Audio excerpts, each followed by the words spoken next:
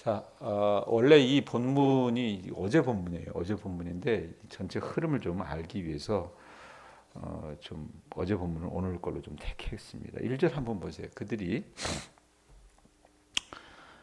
암비볼리와 아볼로니아로 다녀가 데살로니가에 이르니 거기 유대인의 회당이 있는지라라고 하는 그런 표현이 있습니다. 자, 바울이요, 여러분 이틀 전에 말씀 혹시 기억하세요? 바울이 어디에 가서 복음을 전했냐면 하나님께서 바울을 유럽으로 인도하셨다 그랬잖아요. 마게도니아에 와서 우리를 도우라라고 하는 그 말, 그 표현. 왜 이래?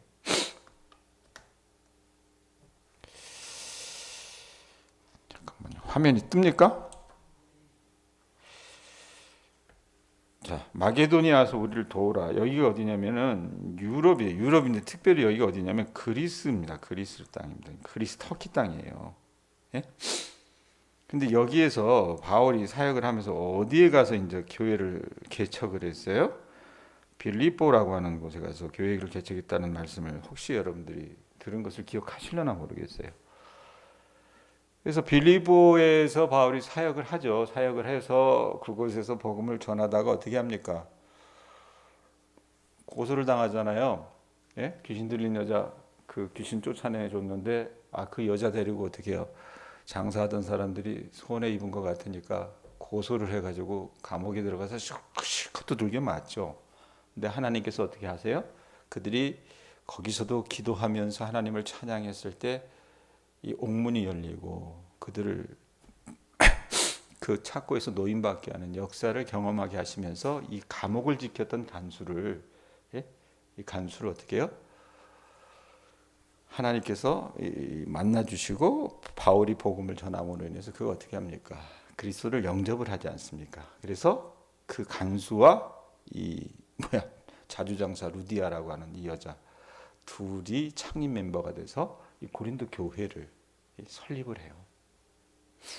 아니, 빌립보 교회를 설립을 합니다. 그리고 그 빌립보 교회에 쓴 편지가 뭐예요? 빌립보서예요. 그래서 이 빌립보에서의 사역을 마치고 바울이 이제 어디로 가냐면 한번 보세요. 어디로 갑니까? 자, 빌립보 그 뒤에 보면은 그들이 1절에 보면 어디로 간다 그래요? 암비볼리와 아볼로니아로 다녀가. 여기 암비볼리 보이시죠? 아볼로니아 보여요? 지도 갖고 계세요? 암비볼리 아볼로니아. 이거 다 그냥 사람이 걸어서 그냥 하루 정도 걸으면 갈 수 있는 거리라고 생각을 하시면 될 것 같습니다. 한 50에서 60km 정도. 그러니까 이때 당시 여기 로마 시대였기 때문에 로마 사람들이 잘 했던 게 뭐예요? 길을 놨잖아요. 길. 성을 쌓지 않고 그 사람들은 길을 놨습니다. 그래서 제가 이전에도 설교하면서 얘기했듯이 지금 이쪽에서 도로 낼 때 이 사람들이 하는 방법이 뭐냐면 로마가 내놨던 그 길들을 어떻게 그냥 그대로 복개하면 돼요. 아스팔트로 덮어버리면 됩니다. 그 정도로 길을 잘 냈어요, 이 사람들이.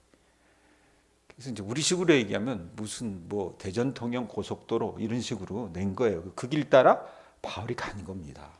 그래서 어디를 지나요? 암비볼리와 아볼로니아를 거쳐서 어디에 다다릅니까? 데살로니가. 데살로니가 전서 후서 나오잖아요. 그 도시 데살로니가에 이르렀습니다. 자, 그런데 이 빌립보와 달리 여러분 이 데살로니가는 유대인의 회당이 있었어요. 그러니까 유대인들이 더러 있었던 모양입니다. 그래서 데살로니가에서 이제 바울이 여러분 말씀해 보면 그곳에서 이 이제 유대인 회당이 있다고 얘기했는데 이 데살로니가는 또 어떤 도시였냐면은 마게도니아 지방을 관할하는 로마 제국 총독의 관저가 있던 곳입니다. 꽤 큰 도시였어요. 그러니까 여기가 마게도니아잖아요. 이 주가 이 마게도니아 전체를 어떻게 해요? 관할하는 로마 제국의 로마 총독의 관저가 있었던 곳이었습니다. 자, 그곳에서 바울이 여러분 2절 보세요. 2절 보면 자신의 관례대로 이 규례대로 유대인들은 어떻습니까? 정한 날이 되면 하나님 앞에 예배하러 갔잖아요. 유대인 회당이 있었으니까 관례대로 유대인 회당에 들어가서 말씀해 보면 뭐라고 얘기해요? 거기 보면 2절 한번 보세요. 2절 보면 자기의 관례대로 그들에게로 들어가서 들어갔다는 건 뭡니까? 회당에 들어가서 말씀해 보면 새 안식일에 성경을 가지고 강론했다 그래요. 새 안식일이 뭡니까? 3주 동안, 예? 3주 동안 이 성경을 가지고 강론할 기회가 아마 주어졌던 모양이에요. 예? 여러분, 바울이 이 이방 선교했던 대부분의 일들은요, 유대인 회당을 중심으로 해서 그 중심을 거점으로 삼아가지고 바울은 선교를 했습니다. 그렇기 때문에 여러분, 바울의 말씀을 들었던 사람들, 그 청중들은요, 대부분이 유대교 신자들, 그러니까 유대인들과 그 다음에 그 개종 직전, 유대교로 개종 직전 단계까지 있었던 이방인들이었다고 여러분들이 이해하셨으면 합니다. 이 사람들이 하나님을 경외하는 자라고 얘기하잖아요, 보통. 그래서 이 사람들은요, 이 할례를 제외하고는 유대교로 개종하는 모든 수련과 교육을 마친 상태였으니까, 우리도 그러잖아요. 예수 처음 믿게 되면 어떻습니까? 학습을 하고, 예? 세례 문답을 하고 그러잖아요. 이게 다 이런 어떤 그 연원에서 한 거예요. 예? 그래서 이제 할례만 행하지 않았지, 이제 유대인들과 그 유대교로 개종 직전에 이르는 그 이방인들, 이들을 대상으로 바울이 이제 복음을 전했는데, 말씀해 보면 여러분 어떻습니까? 거기 보면 상당히 어떤 그런 좋은 그 효과를 발휘를 했던 것 같습니다. 무엇을 그런 바울이 얘기했는가 강론할 때, 그게 3절의 내용입니다. 3절 보면 뭐라고 얘기합니까? 읽어보세요. 뜻을 풀어 그리스도가 해를 받고 죽은 자 가운데서 다시 살아나야 할 것을 증언하고 이르되 내가 너희에게 전하는 이 예수가 그리스도라 하니. 자, 바울의 복음을 들었던 사람들은요, 예수의 부활을 목격한 사람들이 아니었어요. 그러니까 유대교, 모세 율법을 어떻게 해요? 신앙하는 사람들이었어요. 그러니까 성부 하나님은 믿지만 어떻게 해요? 성자 예수님, 성령 하나님, 뭐 이런 것들에 대해서는 여러분 이들이 인지하고 있지 못했다는 얘기입니다. 그런데 이 유대인들은요, 자기들이 기다리고 대망했던 메시아가 있잖아요, 메시아. 그 메시아가 고난을 받고 심지어 죽임을 당하고 부활해야 한다라고 하는 것은 이들에게 있어서는 상상도 할 수 없는 일이었어요. 기대하지 않았습니다. 그런 것들은. 예? 믿을 수도 없었고요. 왜냐하면 여러분, 이 구약의 율법서뿐만 아니라 이제 예언서를 통해서 쭉 예언을 하지만 유대인들의 역사는 여러분 어떻습니까? 우리 조선 민족하고 비슷하게, 백권사님 여기 봐요. 조선 민족하고 비슷하게 어떻습니까? 한 맺힌 역사였어요.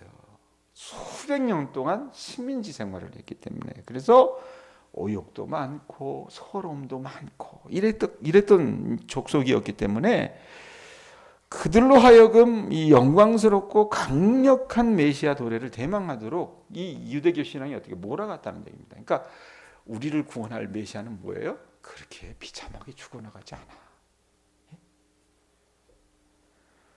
그러니까 메시아의 굴욕과 고난에 관한 이야기가 있었어요. 그게 여러분 예언서에도 나오지 않습니까? 이사야 53장에 보면 분명히 나오잖아요. 그는 실로 우리 질고를 지고 하면서요. 근데 그 말씀을 분명히 그들이 받았음에도 불구하고 그들이 바랬던 메시아는 그게 아니었다는 겁니다. 이들이 생각했던 메시아는 뭐예요? 철장으로 만국을 깨뜨리고 깨뜨리는 강력하고 전능한 메시아. 이게 여러분 이들이 소망했던 메시아였어요. 자, 바울은 그런 생각을 갖고 있는 그들에게 어떻게 해요? 성경을 말씀해 보면 분명히 뭐라고 얘기합니까? 3절에 보면 앞에 어떤 말이 붙어요? 뜻을 풀었다 그랬죠. 예? 뜻을 풀어. 예? 성경의 뜻을 밝히 풀어서, 자, 이 사람들은 이사야 53장 같은 말씀을 여러분 어떻게 해요? 받아들이지 않았습니다. 자기들이 생각하는 메시아는 그렇게 처참하게 죽어간다고 생각하지 않았어요. 그랬는데 이제 바울이 어떻습니까? 말씀을 가지고 다 얘기하면서, 자, 너희들도 알지 않느냐? 이 나사렛 예수가 이제껏 우리 유대인들이 기다렸던 바로 그 메시아라고 하는 것을 말씀을 통해서 어떻게 해요? 하나하나 깨맞춰가고 증거했던 겁니다. 이렇게 3주간 연속해서 안식일에 행해진 바울의 강론은요, 굉장히 뜨거운 반향을 불러일으켰던 것 같아요. 자, 4절에 보세요. 어떤 반향을 불러일으켰습니까? 4절에 보면 뭐라고 그래요? 그 중에 어떤 사람, 곧 경건한 헬라인의 큰 무리와 적지 않은 귀부인도 권함을 받고 바울과 시라를 뭐 했대요? 따랐다라는 표현이 있잖아요. 예? 바울과 신라를 추종하기 시작을 합니다. 아하, 우리가 알았던 이 하나님의 말씀이 이런 뜻이 있었구나. 그렇다면 나사렛 예수가 우리의 그리스도구나, 메시아구나. 이렇게 생각하면서 어떻게 해요? 믿음을 받아들이기 시작을 했어요. 자, 그런데 여러분 그 4절 뒷부분에 뭐라고 얘기해요? 따르나라는 표현이 있죠. 그래놓고 5절 앞부분에 뭐라고 얘기합니까? 그러나 이러죠. 그러나 그래놓고 뭐라고 얘기해요?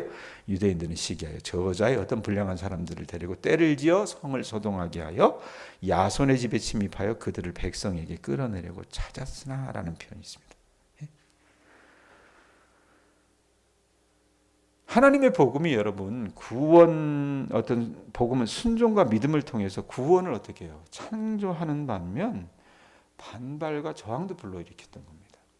그래서 바울의 표현을 빌면 이 사도행전을 기록한 누가의 표현을 빌면 유대인들이 늘 그렇듯이 여러분 바울의 메시지를 모두가 다 좋아한 건 아니었어요. 바울의 복음 전파 사역을 시기한 유대인들이 있었기 때문에 그들이 어떻게 해요? 야, 우리가 생각하는 메시아는 그거 아니야. 너 잘못 알고 있는 거야. 왜 사람들 이 소란케 해? 이래가지고 어떻게 해요? 이 시장거리에 있는 불량한 사람들을 모아다가요, 성을 소란케 만들었습니다. 그래서 그들은 바울과 실라가 묵고 있었던 이 야손의 집에 어떻게 들이닥친 거예요. 야, 이것들이 막 와가지고 막 우리를 소란케 한다 그래서 끌고 와가지고 어떻습니까? 이 바울 사도 일행을 이제 끌어내려고 그 야손이라고 하는 집에 바울 사도를 찾으려고 찾아갔지만 발견하지 못했어요. 자, 그러자 어떻게 해요? 그렇게 고소를 했으니까 그렇게 어떻게 해요? 끌어내려고 갔으니까 뭐 끝장은 봐야 되겠잖아요. 그러니까 바울과 실라가 없으니까 야손과 그 형제들 어떻게 읍장들 앞으로 끌고 갔습니다. 그리고 이제 고소하기 시작을 하는 게 그 고소의 내용이 뭡니까? 6절에서 7절 보세요. 6절에서 7절 보면 뭐라고 얘기합니까? 천하를 6절 뒷부분에 보면 이 후반절에 보면 천하를 어지럽게 하던 이 사람들이 여기도 이르매 야손이 그들을 맞아들였도다. 이 사람들이 다 가이사의 명을 거역하여 말하되 다른 임금 곧 예수라 하는 이가 있다 하더이다 하니. 여러분 바울과 실라가 정말 이 데살로니가 성에 있는 그 성 사람들을 소란케 만들었습니까? 소동케 했습니까? 그게 아니에요.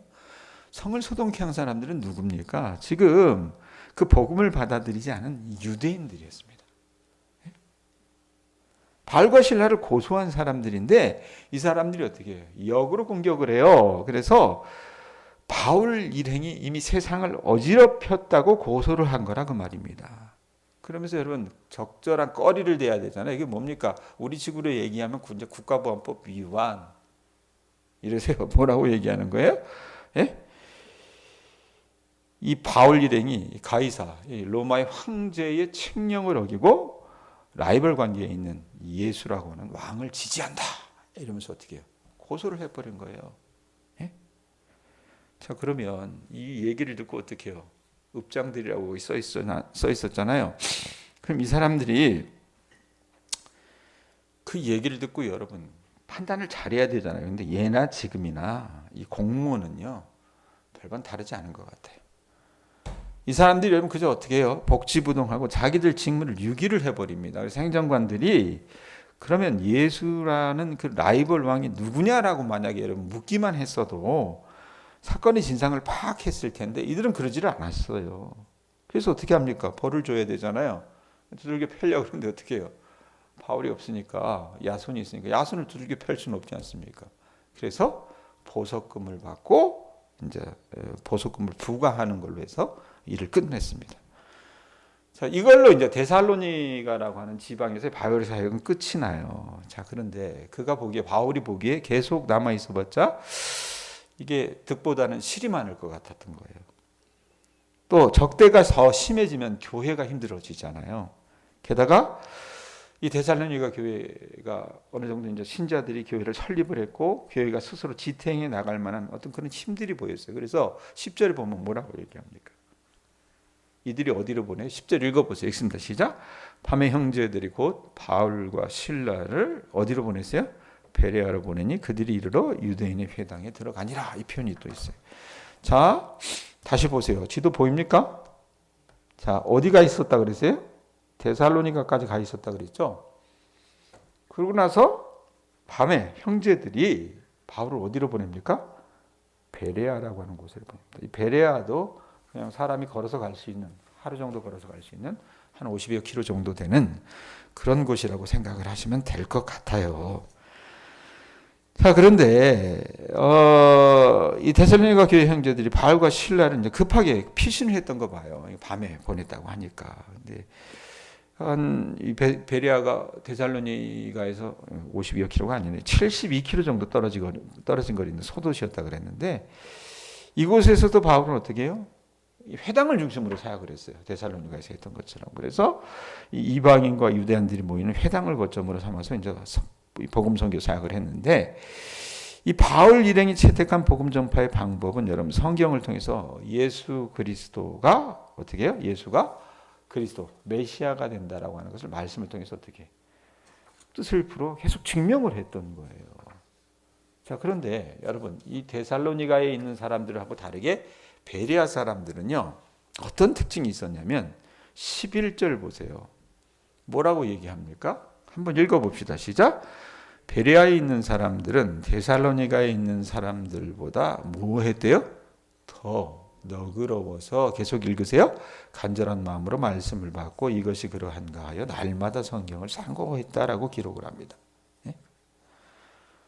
베레아 사람들이요 데살로니가에 있는 사람들보다 더 너그러워서 간절한 마음으로 말씀을 받고 그들이 들은 성경의 그 메시지가 과연 그 근거가 타당한 것인가를 어떻게 해요?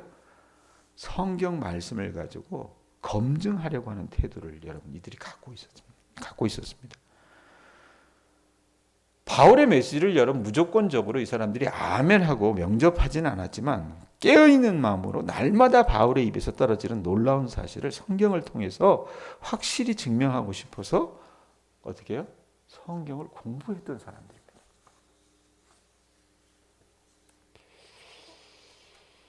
자, 너무나도 달랐기 때문에 사도행전을 기록한 이 누가가 아마 이 표현을 쓰지 않았는가 싶어요.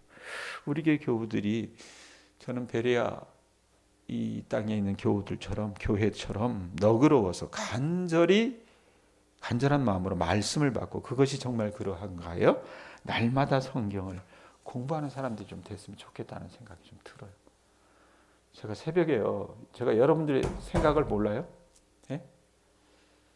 그냥 한 10분 설교하고 그냥 기도하다가 가십시오. 이렇게 해도 돼요. 그럼 어떤지 아십니까? 여러분들 기도는요, 딱 정량입니다. 더 늘어나지 않습니다. 기도 시간을 더 드린다고 해서. 그거 알아요. 물론 일하고 이런 때는 일찍 가서 일하시는 게 필요하긴 하겠죠. 근데 새벽에 이 많은 시간을 왜 말씀 전하는 시간을 제가 할애하느냐?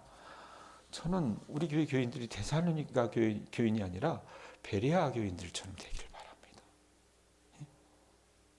그런 소망이 있어요. 자, 그래서 베레아에서의 사역의 열매도 적지 않았던 것 같습니다. 그 중에 또 말씀에 있는 것처럼 보면 12절에 보여주는 것처럼 헬라의 기브인과 적지 않은 숫자의 남자가 복음을 듣고 예수를 영접을 해요. 예? 근데 어떻습니까? 이 복음을 여러분 늘 어떻게 해요? 복음에 대해서 호의적인 반응을 갖고 있는 사람들만 있었던 게 아니라 그랬잖아요. 데살로니가에 있었던 사람들이 또 들은 거예요. 유대인들이. 저것이 베레아에 가서 그 짓을 해? 그래가지고 어떻습니까? 바울 사도를 체포해가지고 재판장에 세우려고 쫓아온 거예요. 저거는 어떻습니까? 바울이 피신해야 되잖아요. 거기 보면 한번 보세요. 자, 베레아에서 복음을 전했어요. 그런데 여기까지 데살로니가 사람들이 쫓아오니까 어떻게 해요? 아덴. 이 아덴이 어딘지 아세요? 그리스의 수도였던 아테네입니다. 아테네. 아덴까지 이게 한 320km 정도 되나 봐요. 배를 타고 피신하게 됩니다. 예? 날마다 성경을 상고하는 경건의 능력을 가진 베레아 사람들은요, 하나님의 종 바울을 사랑했고 그가 위험에 처하자 320km나 떨어진 아덴으로 그를 피신시켰다가 말입니다. 자, 반면에 이 바울과 함께 동행했던 실라와 그 다음에 디모데는 아직 베레아에 머물렀어요. 그래서 오늘 우리가 읽었던 15절 말씀에 보면 자기에게 도움을 준 베레아 형제들에게 실라와 디모데를 자기가 있는 아덴으로 속히 데리고 오라고 그렇게 이야기하는 것이 말씀의 어떤 끝입니다. 자, 여러분 오늘 말씀 어떻게 적용할까요? 저는 교회 안에도요. 데살로니가 도시에 있었던 유대인들과 같은 사람들이 있고 베레아 교회 교인들과 같은 사람들이 있다라고 생각을 합니다. 아니 우리 안에 그런 게 있어요. 우리 안에. 이 인간이라고 하는 것이 참 요상한 정말 제가 봤을 때는 아주 오묘한 존재여서 우리 안에도 여러분 못된 관성이 있습니다. 복음에 대해서 여러분 어떻게 우리가 거절하고 호의적이지 않은 반응을 보일 때가 굉장히 많아요. 내 안에 그런 부분들이 무엇이 있는지 한번 여러분 좀 살펴보셨으면 좋겠어요. 그리고 여러분들이 하나님의 말씀을 좀 읽으면서 기도하셨으면 좋겠습니다. 하나님, 내게 이 데살로니가 교회가 아니라 베레아 사회 사람들이 갖고 있었던 그 성정을 품게 하여 주시옵소서.